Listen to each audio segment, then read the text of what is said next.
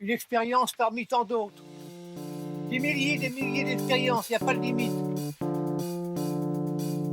Alors on va foutre le feu, bon pour l'enfer. Les bourgeois ne l'auront pas. Bon pour l'enfer. On brûle. Et ça va brûler. Terminé, au revoir. Au nom du Père, du Christ, du Saint-Esprit, ainsi soit. Et on va pouvoir discuter.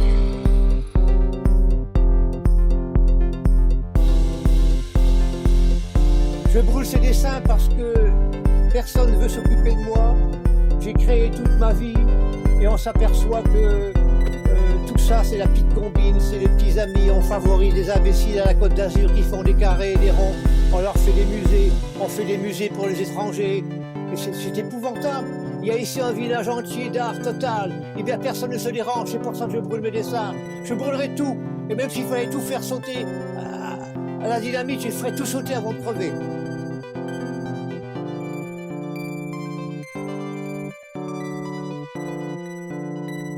Les gens, les Français, vous savez ce qu'ils font? Ils fabriquent de la merde. C'est écœurant. C'est pas leur faute, on leur a jamais dit. Oh mais ils ne s'occupent pas. Moi, ils veulent pas entendre parler de Chaumont parce que Chaumont, on peut pas le classer. Il n'est ni peintre, ni sculpteur, ni architecte, ni musicien, il est tout. Alors, la société des fonctionnaires et des intellectuels, on veut classer les artistes. On va en faire un peintre, on va en faire un sculpteur, on va en faire un musicien. C'est pareil. Pas du tout. L'artiste doit être disponible à toutes les sensibilités où il n'est pas artiste. Et aujourd'hui, il y a très peu d'artistes.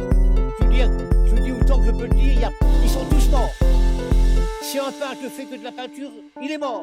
Si un musicien ne fait que de la musique, il est mort. Si un sculpteur ne fait de la sculpture, il est mort.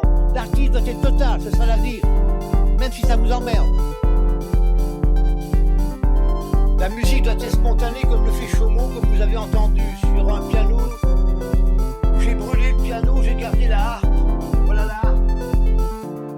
César Franck, c'est de la musique de fonctionnaire. C'est de la musique de chevaux de bois. Bach, compagnie, c'est la même chose. Il y a un type qui a atteint des degrés peut-être très élevés, c'est dans le prélude de Lohengrin avec Wagner. Quand Wagner en parle un petit peu, moi ça me fout l'affaire de poule, comme on dit. Ou ça me fait remonter les couilles. Ça me fait de l'effet. Le reste, c'est de la merde. C'est du raisonnement. Par exemple, la musique, c'est un Zigan qui est tout seul en ce moment. C'est le printemps, les nuits sont belles. Sa femme l'a abandonné. Il prend son violon, il t'arrache les tripes. C'est ça la musique.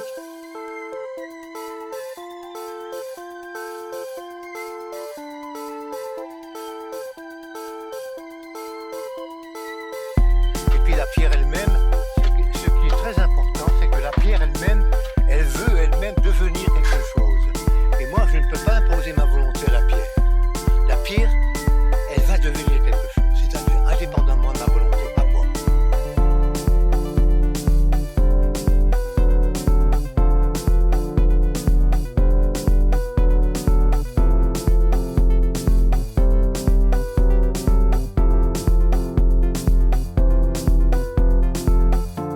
C'est honteux. Quand tu as soif, tu prends un verre, tu bois n'importe quoi, même la piste de beauté. Quand tu as faim, tu manges. N'importe quoi. Et quand tu as envie de créer, ben tu crées. On porte la musique en soi, on ne l'apprend pas. Moi, ce qui m'intéresse, c'est de créer, c'est de chercher des matériaux nouveaux tous les jours, en son, en poésie, en musique, dans tous les domaines sensibles. Je cultive toute sensibilité. Je cultive toute sensibilité. Du reste, écoute, je t'en prie, tout est provisoire. Toi, moi, les arbres, les animaux, tout est provisoire. Nous sommes tous des provisoires. Tout ce qui a été dressé sera abattu, ne t'inquiète pas. Ce qui est lamentable, c'est qu'on n'est pas foué par la plupart de ces bourgeois qui fabriquent de la merde, je répète encore, je le répéterai jamais assez. On n'est pas sur la terre pour boire, manger, dormir, faire l'amour, on est là pour faire une évolution. De quoi je vis? Je me souviens, il y a une fois une femme de visiteur qui me disait « Ah, bah Chaumont, vous avez des abeilles. Ah, bah c'est bien, vous mangez du miel. » Mais dites un peu, je suis pas un oiseau ni un papillon, je ne veux pas vivre de miel. Oui, alors quelquefois les gens me disent, mais Chaumont, vous avez des enfants? Je dis oui, mais mes enfants ne viennent pas me voir. Parce qu'ils trouvent que leur père est un petit peu peu déboussolé.